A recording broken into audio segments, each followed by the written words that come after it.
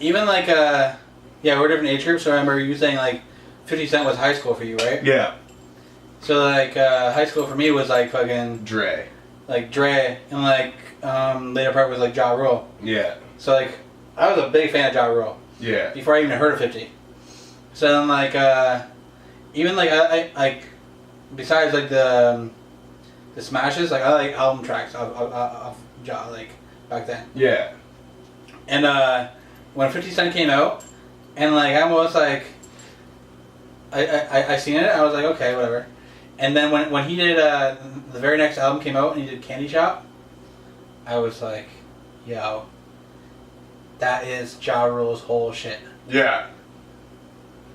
Like I was like, okay, like he came in dissing Ja Rule and then did Ja Rule. Yeah. Like I like that point of it, like that point, yeah. From my age group, like seeing like being a fan of Ja Rule first. Yeah. A lot of people that are younger will always put 50 over Ja Rule. Yeah. But I was like, yo, he followed Ja Rule's formula, like. He did.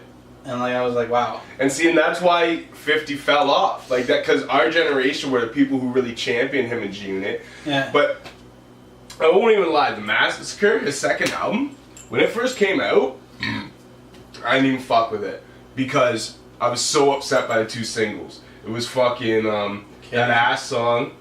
Yeah. Not ass like that. That was 50 Eminem, but it was the other like ass song. It was like it was a chick song. Yeah. And then there was Candy Shop. Those are the first two singles. And I'm like, what the fuck?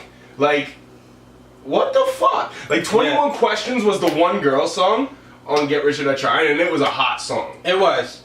Even as a girl song, like just the way it was a hot song. Yeah. You know, and everyone in G Unit followed that format with one chick song per album, and there were always hot songs. Lloyd Banks, Smile, The Gang Special. Buck never did one because he was too hood. He just Shorty Wanna Ride With Me. Yeah. This was like Shorty Wanna Ride With Me was dope. Yeah, but it was like hood. Yeah. You know, like, it wasn't even like a chick song. And the G Unit album, they did the one with Joe or whatever like that. Yeah, which is I like that song. Wanna Get to Know You. Yeah, I really like that song. Yeah, back then I didn't really fuck with it, but as I got older, I'm kind of like, yeah, that's dope. Yeah, that's a dope song, man. But so he did kind of steal that format, and then like with every album after that, he kept trying to do them girl joints, and like that's when like he fell off to a lot of my generation. We're like, what the fuck? See, me, I was a really big G Unit fan though, so I kept listening. I would just listen to the mixtapes because the New Kid tapes are still on fire. Like they would go on there and still kill shit, especially Buck and Banks. But you know, 50 like quickly kind of, you know, he had his couple years, and then by the time the second album came out, like I was a huge fan. Like I had every G Unit album before that, every solo project, the group album. You know, I was like a heavy supporter. The album came out, I didn't even buy it. It wasn't until like in my mid-20s, like recently, like maybe 4 years ago, I bought The Massacre and actually listened to it, and I'm like, man, aside from the songs he chose as singles, I'm like, this album's fire. But like all the songs he chose as singles were fucking lame. They were like Ja Rule but whacker. Like Ja Rule did Ja Rule like, better than 50 Cent did. Like as far as like when like like 50 tried to do like the Ja Rule format, he did not do it as well as Ja. No, Ja did it way better.